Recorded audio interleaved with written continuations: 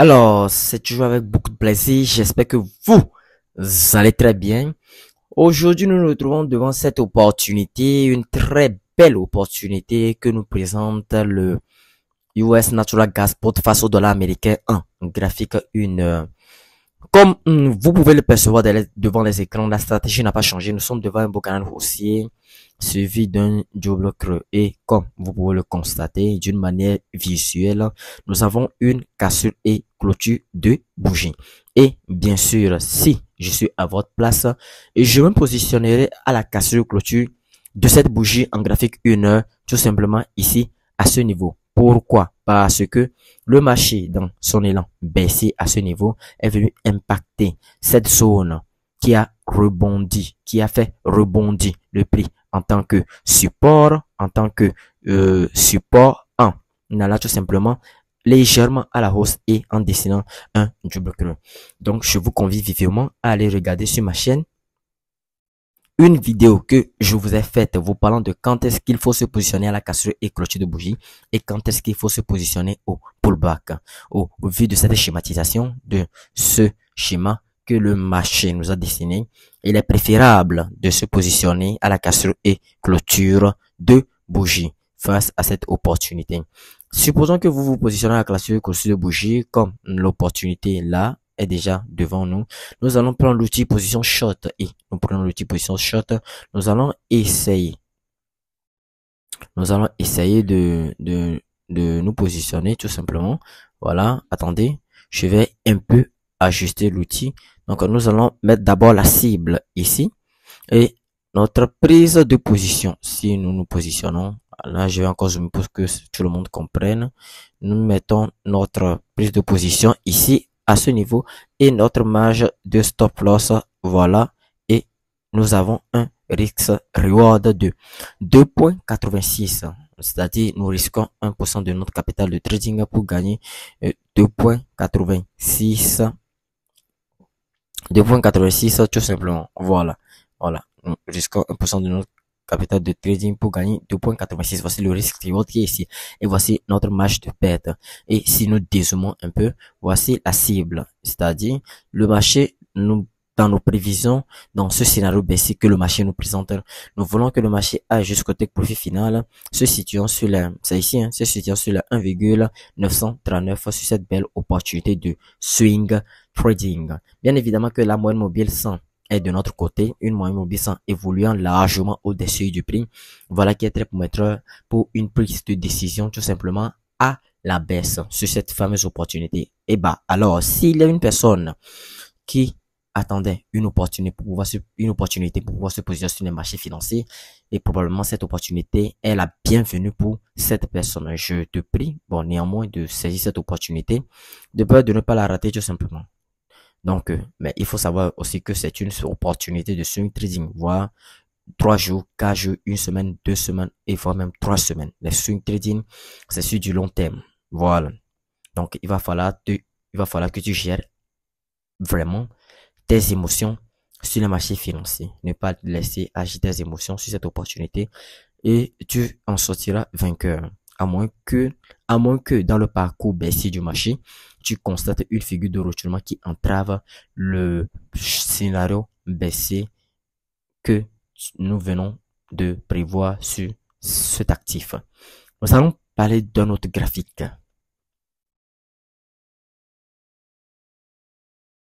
Nous allons parler de ce graphique.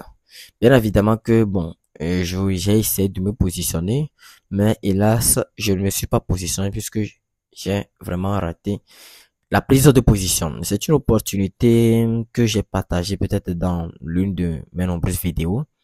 Et l'opportunité, peut-être quelqu'un s'est positionné et je pense que je vous avais dit que il serait préférable de vous positionner à cassure clôture de bougie. Et si nous zoomons, là, la cassure clôture de bougie, c'est probablement cette bougie ici. Regardez, voilà. Là où est le curseur ici en ce moment, cette bougie. Vous positionnez la cassure clôture de bougie et voilà, c'est une bonne impulsion baissière qui s'ensuit. Et là, le marché fait une correction de marché en bougie verte. Une correction de marché.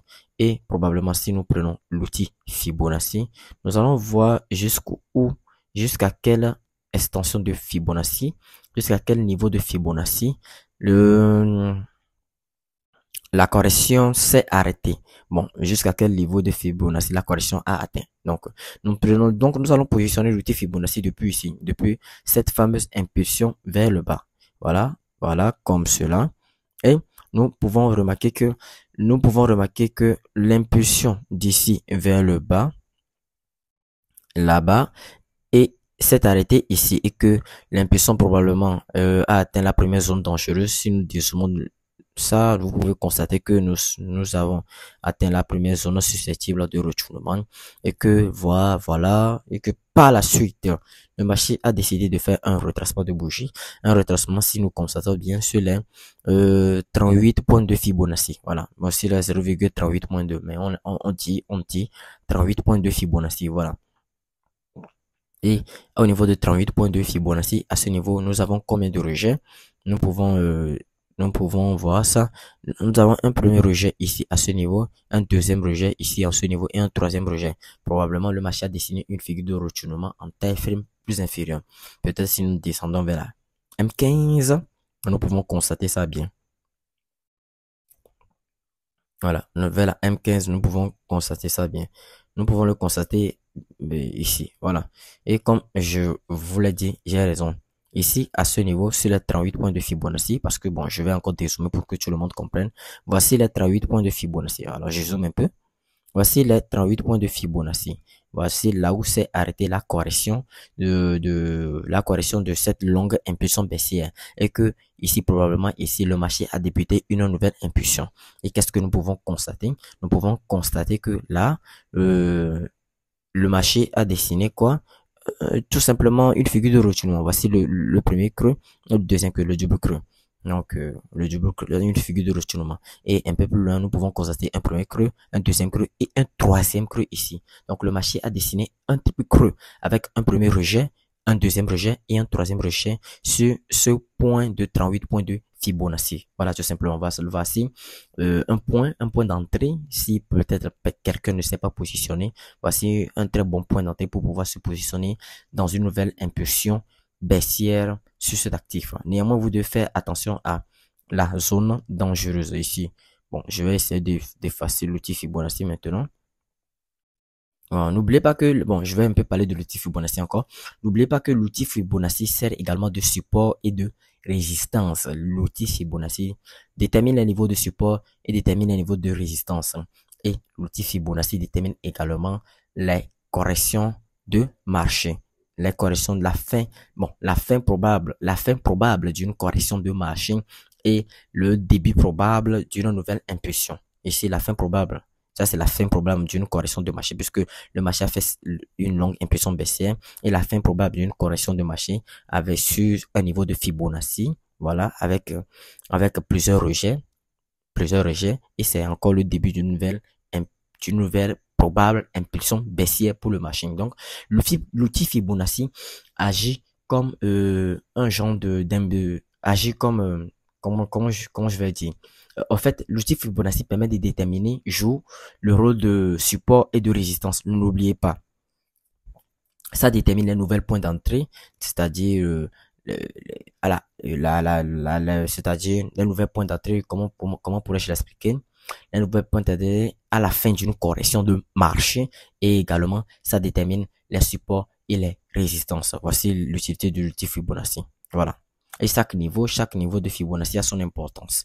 Donc si je dis que chaque niveau de Fibonacci a son importance, peut-être que peut-être que voilà, c'était au niveau de 38.2 actuellement. Ça peut aller sur les 0.5, c'est-à-dire 0.50 ou bien 61.8 ou bien les 78.6 avant de faire une nouvelle impulsion baissière, tout simplement. Voilà. Et donc, si je veux pas que ma vidéo dure, donc je vais le clôturer assez vite. Et donc, j'aimerais vous dire que si, de faire attention quand même à cette zone susceptible de retournement. Voilà, cette zone susceptible de retournement. Faites attention à cette zone, sinon le parcours baissier du marché est encore long. Le parcours baissier du marché est encore long, comme vous pouvez le constater devant les écrans. Alors, je pense que c'est tout pour cette nouvelle vidéo. J'espère que vous avez aimé, apprécié. Nous allons nous retrouver une prochaine fois dans une nouvelle vidéo.